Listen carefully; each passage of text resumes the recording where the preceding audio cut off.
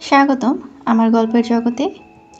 আজ আমরা আবারও পা রাখছি এক গভীর আধ্যাত্মিক যাত্রায়, মিখাইল নামির রচিত দ্য বুক অফ মির্দাদের দ্বিতীয় পর্বে। এই গ্রন্থ শব্দের চেয়ে বেশি কিছু। এ যেন আত্মার কান দিয়ে শোনার এক আহ্বান। প্রথম পর্বে যেখানে থেমেছিল গল্প, আজ সেখান থেকেই খুলে যাবে নতুন এক উপলব্ধির দরজা। চলুন মন ও মস্তিষ্ক খুলে ডুবে যায় মির্দাদের জ্ঞানের দরিয়ায়।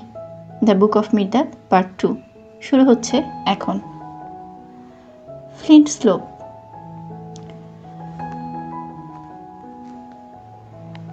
পশ্চিম দিকে সাগরের মুখোমুখি দাঁড়িয়ে হাজার হাজার ফুট উচ্চতায় মাথা তুলে দাঁড়ানো চওড়া খাড়া ও পাথরের ফ্রন্ট নিয়ে আল্টারপিক দূর থেকে যেন ভয়কে উপহাস করে। তবু দুটো তুলনামূলক নিরাপদ পথ আমাকে দেখানো হলো।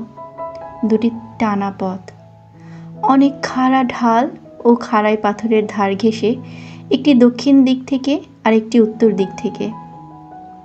কিন্তু আমি কোনোটাই নেয়ার সিদ্ধান্ত নিলাম না। এই দুই পথের মাঝখান দিয়ে চূড়া থেকে একেবারে প্রায় বেশ পর্যন্ত নেমে আসা একটা সরু মসৃণ পাথরের ঢাল দেখতে পেলাম, যেটা আমার কাছে মনে হলো যেন পাহাড়ে ওঠার রাজপথ। কোনো অদ্ভুত টানে সেই রাস্তাটাই আমাকে আকর্ষণ করলো, আর আমি ঠিক করলাম এটাই হবে আমার পথ। আমার এই সিদ্ধান্তের কথা এক স্থানীয় পর্বতারোহীকে জানাতেই সে দুটো জ্বলন্ত চোখে আমার দিকে তাকিয়ে হাত দুটো ঠুকিয়ে আতঙ্কে চিৎকার করে উঠল, ফ্লিন্ট স্লোপ, নিজের জীবন এত সস্তায় বিলিয়ে দেবে না। তোদের আগেও অনেকে চেষ্টা করেছে, কিন্তু কেউ ফেরেনি। ফ্লিন্ট স্লোপ, না, কখনো না। সে আমাকে গাইড করে নিয়ে যেতে জোর করলো, কিন্তু আমি বিনয়ের সঙ্গে তার প্রস্তাব প্রত্যাখ্যান করলাম। কেন জানি তার সেই আতঙ্কিত চোখ দুটো আমার মনে উল্টো প্রভাব ফেলল। আমাকে দমিয়ে দেবার বদলে যেন উস্কে দিল, আমার মনোবল আরও দৃঢ় করে তুলল।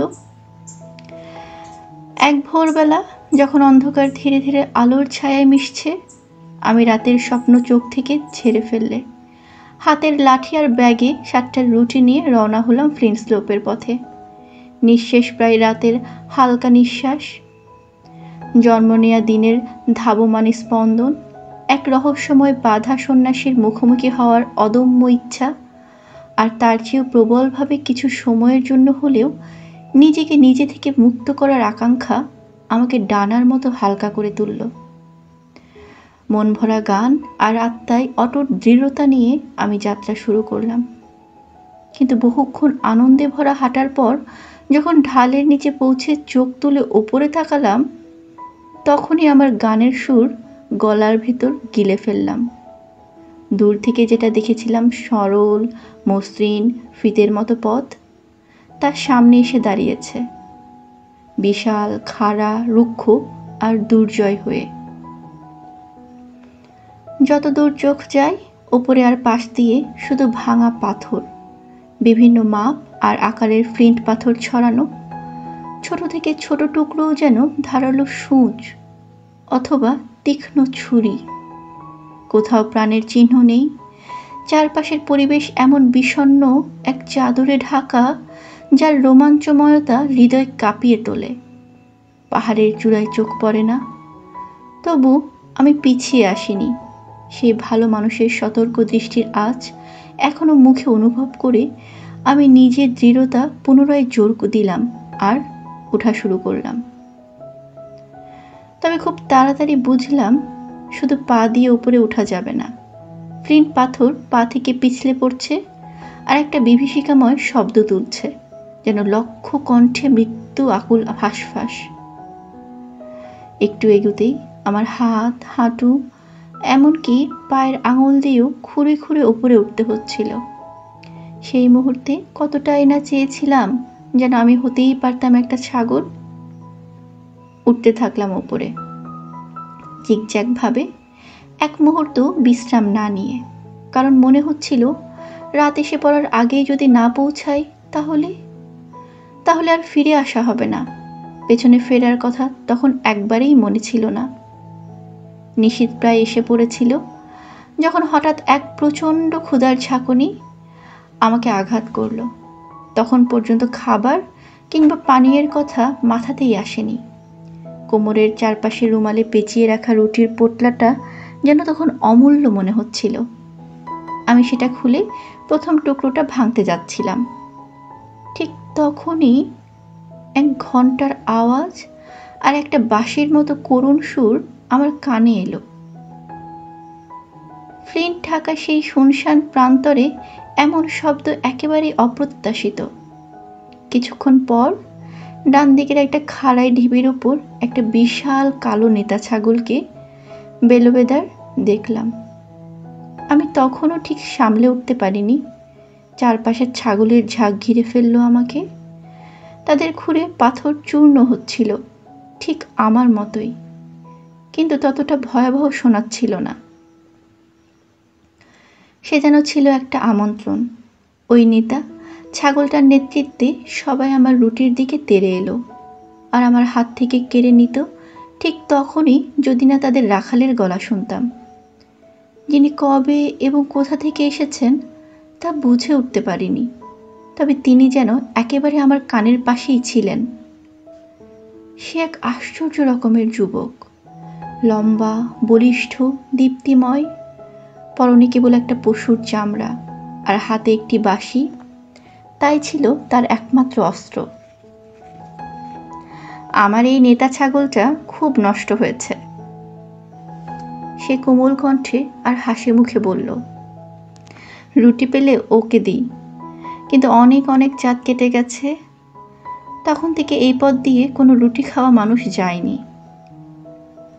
তারপর ছাগলটার দিকে ফিরে বলল, দেখো আমার প্রিয় নেতা সৌভাগ্য কেমন করে পথ করে দেয়, কখনোই হারিয়ে ফেলে না, কখনোই হারিয়ে ফেলো না সৌভাগ্যের ওপর বিশ্বাস।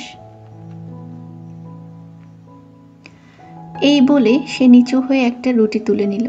মনে করলাম ও ক্ষুধার্ত, তাই বিনয়ের সঙ্গে বললাম, আমরা এই সামান্য আহার ভাগ করে নেব। আমার কাছে পর্যাপ্ত রুটি আছে তোমার জন্য আর এই ছাগলের জন্য।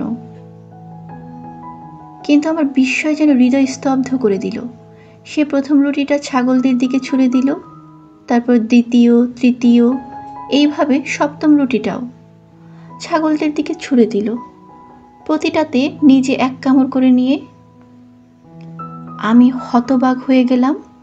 আমার বুকের ভেতর রাগে জ্বলে উঠল, কিন্তু নিজের অসহায়তা বুঝে তা কিছুটা দমন করলাম।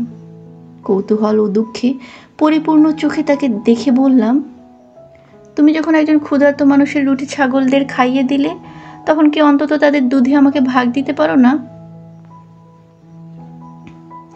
আমার ছাগলের দুধ বোকাদের জন্য বিষ। আমি চাই না আমার কোনো ছাগল এমন কোনো পাপ করুক, ইভেন যদি সে এক বোকার প্রাণও নেয়। কিন্তু আমি কেন বোকা?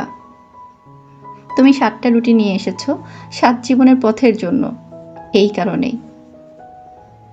তাহলে কি আমাকে 7,000 নিতে হতো? একটাও না। এত লম্বা পথে কোনো রসদ না নিয়ে যাওয়া, এটাই কি তোমার পরামর্শ? যে পথ পথিকের জন্য নয় তা আসলে পথই নয়। তবে কি আমি পাথর খেয়ে বাঁচবো আর ঘাম খেয়ে তৃষ্ণা মেটাবো? তোমার মাংসই যথেষ্ট খাবার আর তোমার রক্তই যথেষ্ট পানীয়, তাছাড়া পথ তো আছেই। তুমি আমাকে নিয়ে উপহাস করছো রাখাল, কিন্তু আমি তোমাকে সেই উপহাস ফিরিয়ে দেব না। যে আমার রুটি খায়, যদি সে আমাকে ক্ষুধার্ত রেখেও যায়, সে আমার ভাই হয়ে যায়। দিনটা পাহাড়ের গায়ে গড়িয়ে পড়ছে, আমি চলতে চাই। বলো না, আমি কি এখনো অনেক দূরে দাঁড়িয়ে আছি চূড়া থেকে? তুমি তো একেবারে বিস্তৃতির কাছাকাছি। এই বলে সে বাঁশিটা ঠোঁটে তুলে বাজাতে বাজাতে অদ্ভুত এক সুরে হাঁটতে শুরু করলো, যা যেন পাতাল থেকে উঠে আসা কোনো হাহাকারের মতো শোনাতো। তার পেছনে বেলুবেদার আর তারপর বাকিরা হাঁটতে শুরু করলো। নিশ্চিন্তে দীর্ঘ সময় ধরে শুনতে পাচ্ছিলাম আগুন ধরানো পাথরের সংঘর্ষের শব্দ। ছাগলের ডাকে মিশে ভেসে আসছিল বাঁশির বেদনা ভরা সুর। ক্ষুধার কথা একেবারে ভুলেই গেছিলাম। এখন আবার মনকে জাগিয়ে তুলতে লাগলাম। সেই দৃঢ়তা ও সাহস জড়ো করতে যা রাখালের কথায় খানিকটা ভেঙে গিয়েছিল। যদি রাত ঘনিয়ে আসে এই মৃত্যুর মতো নেমে যাওয়া পাথরের ঢালের মধ্যে, তবে এমন একটা জায়গা খুঁজতে হবে যেখানে অন্তত ভয়ের বশে গড়িয়ে না পড়ে ক্লান্ত শরীরটা কিছুটা বিছিয়ে শোয়া যায়। তাই আবার হামাগুড়ি দিতে শুরু করলাম। নিচের দিকে তাকিয়ে বিশ্বাস হচ্ছিল না আমি এতটা উঁচুতে উঠে এসেছি। ঢালের নিচের প্রান্ত আর দেখা যাচ্ছিল না, অথচ চূড়াটা যেন একটু ছুলেই পাওয়া যাবে এমন মনে হচ্ছিল। রাত নামতেই একদল পাথরের মাঝখানে একটা গুহার মতো জায়গা পেলাম। গুহাটা ঝুলে আছে এক ভয়ঙ্কর গভীর খাদে, যার তলায় কেবল অন্ধকারের ছায়ার ঢেউ খেলে যাচ্ছে। তবুও এটিকেই রাতের আশ্রয় বানানোর সিদ্ধান্ত নিলাম। পায়ের জুতো ছিঁড়ে গেছে, রক্তে ভেজা। খুলতে গেলেই টের পেলাম চামড়া যেন জুতোর সঙ্গে সেটে গেছে। হাতের তালুতে লাল আঁচড়ের দাগ, নখগুলো মৃত গাছের ডাল ছেঁড়ার মতো হয়ে উঠে এসেছে। জামাকাপড়ও ধার দিয়েছিল তাদের সেরা অংশগুলোকে, সেই তীক্ষ্ণ পাথরগুলোকে। মাথা ঘুমে ভারী হয়ে উঠছিল, যেন কিছু ভাবারও ক্ষমতা ছিল না তার। আমি কতক্ষণ ঘুমিয়েছিলাম? 1 মুহূর্ত, 1 ঘন্টা, না অনন্তকাল? জানি না, কিন্তু ঘুম ভাঙল, কারণ কেউ যেন আমার হাতের দিকে টান দিচ্ছে। চমকে উঠে ঘুমের ঘোরে চোখ খুলতেই দেখি এক কিশোরী মেয়ে আমার সামনে দাঁড়িয়ে, হাতে ক্ষীণ আলোয় জ্বালা একটা লণ্ঠন। সে সম্পূর্ণ নগ্ন, আর তার মুখ আর শরীর ছিল অপার্থিব রূপে সুন্দর। আমার হাত ধরে টানছিল এক বৃদ্ধা, যার কুৎসিত রূপ কিশোরীর সৌন্দর্যের সম্পূর্ণ বিপরীত। ঠান্ডায় আমার শরীর কাঁপতে লাগলো থরথর করে।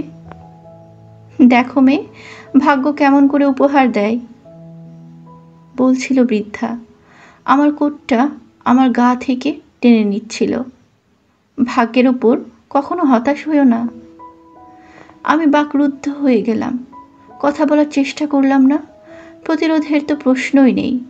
ইচ্ছা শক্তিকে আহ্বান করেও পেলাম না, যেন সেটা আমায় ছেড়ে পালিয়েছে।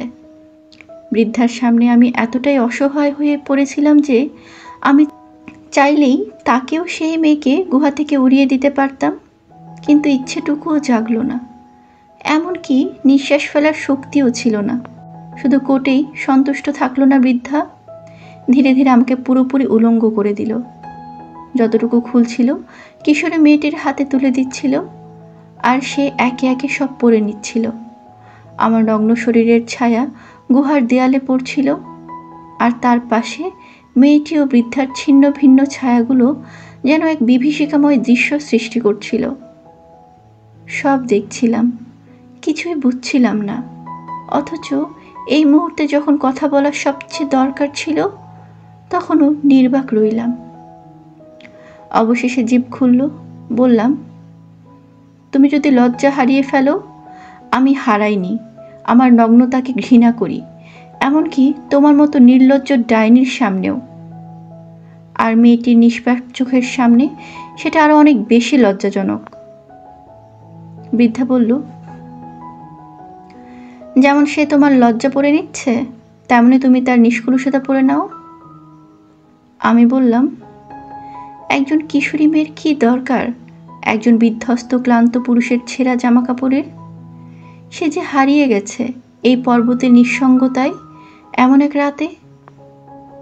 বৃদ্ধা বলল, হয়তো তার বোঝা হালকা করার জন্য, হয়তো নিজেকে গরম রাখার জন্য। দেখছো না বেচারির দাঁত ঠকঠক করে কাঁপছে ঠান্ডায়। কিন্তু যখন ঠান্ডায় আমার দাঁত ঠকঠক করে, তখন কি দিয়ে তাড়াবো আমি তাকে? তোমার হৃদয়ে কি বিন্দুমাত্র করুণা নেই? এই পোশাকগুলোই তো আমার জীবনের একমাত্র সম্পদ। যার কম আছে তাকে কম কিছুতে আটকে থাকতে হয়, যার বেশি আছে সে বেশি কিছুতে জড়ায়। যত বেশি জড়ায় তত কম মুক্তি পায়, যত কম জড়ায় তত সহজে মুক্ত হয়। চলো। বৃদ্ধা কিশোরের হাত ধরে যখন চলে যাচ্ছিল, তখন হাজারো প্রশ্ন আমার মনে জাগলো, যেগুলো করতে চেয়েছিলাম তাকে, কিন্তু মুখে এলো কেবল একটি, তুমি যাওয়ার আগে বলো না দয়া করে, চূড়াটা কি এখনো অনেক দূর? তুমি দাঁড়িয়ে আছো কালো খাদের কিনারে। ওরা গুহা থেকে বেরিয়ে গেলে লণ্ঠনের আলো তাদের অদ্ভুত ছায়াগুলো আবার আমার দিকে ছুড়ে দিয়ে মিলিয়ে গেল নিশ্ছিদ্র কালো রাতে। হঠাৎ এক ঠান্ডা অজানা দিক থেকে আসা হিমেল ছাপটা আমার দিকে ছুটে এলো। তারপর আরও ঠান্ডা, আরও গা ছমছমে তরঙ্গ। গুহার দেয়ালগুলো পর্যন্ত যেন বরফের শ্বাস নিচ্ছিল। আমার দাঁত কাঁপতে লাগলো, আর তাদের সঙ্গে কাঁপছিল আমার অবুঝ ভাবনাগুলো। চকমকে আগুন পাথরে চড়তে থাকা ছাগলগুলো, সে ব্যঙ্গাত্মক রাখাল, এই অদ্ভুত বৃদ্ধা আর কিশোরী, আর আমি নগ্ন, রক্তাক্ত, কাটা, ক্ষুধার্ত, জমে যাওয়া, বিভ্রান্ত, এমন এক গুহায়, এমন এক খাদের কিনারে। আমি কি আমার লক্ষ্যের কাছে? কখনো কি আমি তা পৌঁছাতে পারবো? এই রাতের শেষ কি আছে আদৌ? এই ভাবনার ধাক্কা সামলানোর সময়ও পেলাম না। হঠাৎ কুকুরের ঘেউ ঘেউ শুনতে পেলাম, আর দেখলাম আরেকটি আলো, খুব কাছেই, একদম গুহার ভেতর। দেখো প্রিয়তমা, ভাগ্য কেমন করে উপহার দেয়। ভাগ্যের উপর কখনোই নিরাশ হইও না। বাক্যগুলো ছিল এক বৃদ্ধ, অনেক বেশি বৃদ্ধ মানুষের কণ্ঠে। দাড়ি ভর্তি মুখ, কুঁজো হয়ে যাওয়া হাঁটুতে কাঁপুনি। সে কথা বলছিল এক বৃদ্ধা নারীর সঙ্গে, বয়সে তার সমান, দাঁতহীন, চুল এলোমেলো। তিনিও কুঁজো এবং কাঁপছিলেন হাঁটুতে। তারা যেন আমাকে দেখছেই না, তবে বৃদ্ধ লোকটি তার কর্কশ গলায় বলেই চলল, কি অপূর্ব বাসর ঘর আমাদের ভালোবাসার জন্য। আর কি দারুণ একটা লাঠি তুমি হারিয়েছিলে তার জায়গায়। এই লাঠি নিয়ে আর কখনো হোঁচট খাবে না তুমি, প্রিয়তমা। বলেই সে আমার লাঠিটা তুলে নিয়ে বড় মমতায় তার বিবর্ণ হাতের মধ্য দিয়ে দিল তার বৃদ্ধার হাতে।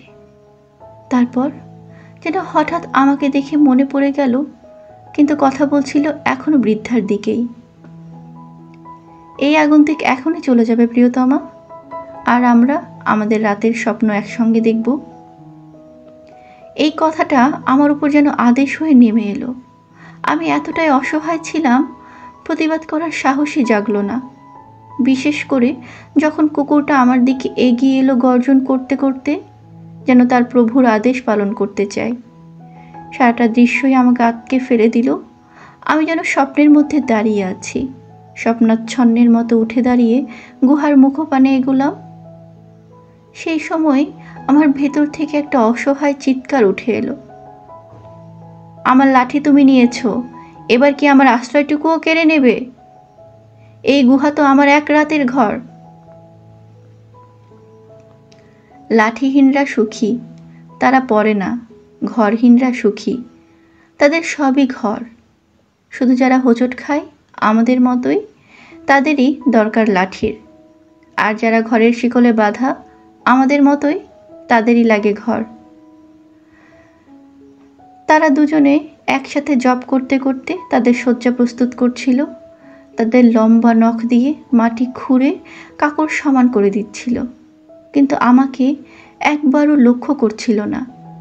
এই উপেক্ষা আমাকে অসহায় করে তুলল।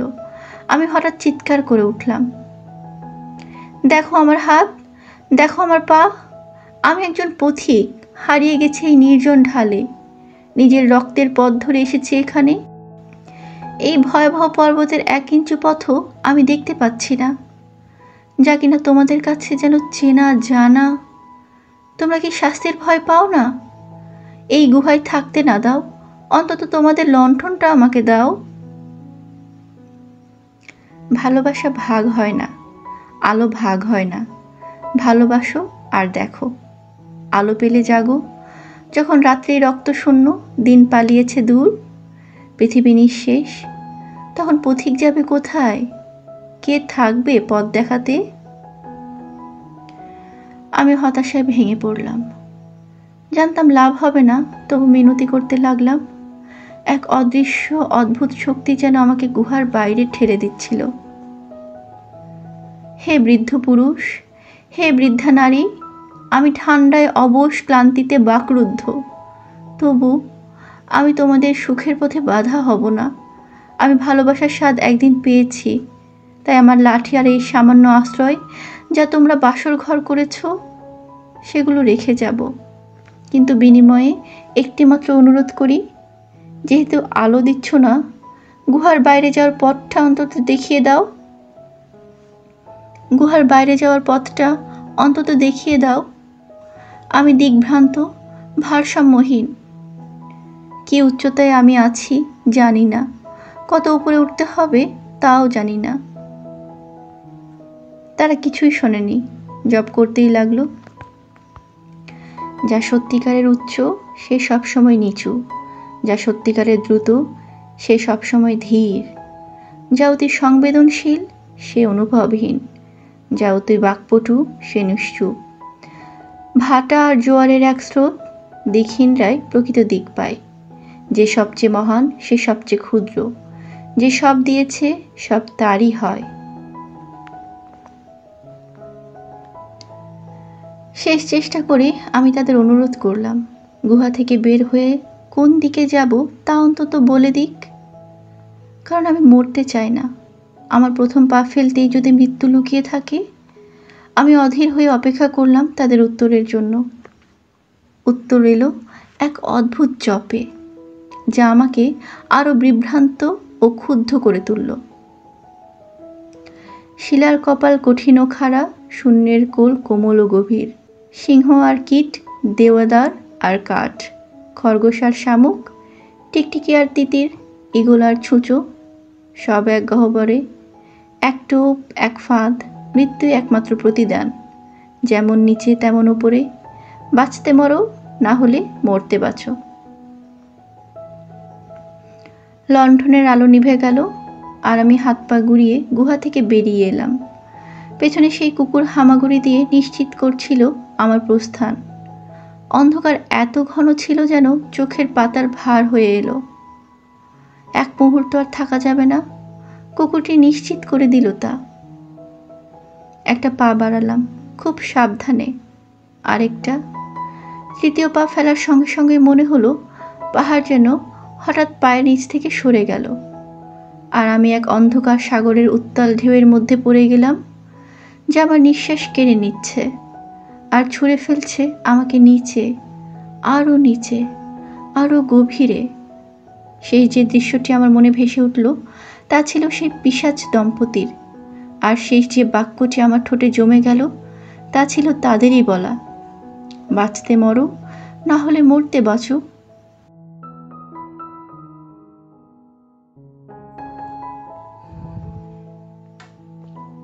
এই ছিল দ্য বুক অফ মির্জাদের দ্বিতীয় অধ্যায়। প্রতিটি বাক্যে ছিল এক নিঃশব্দ আলো।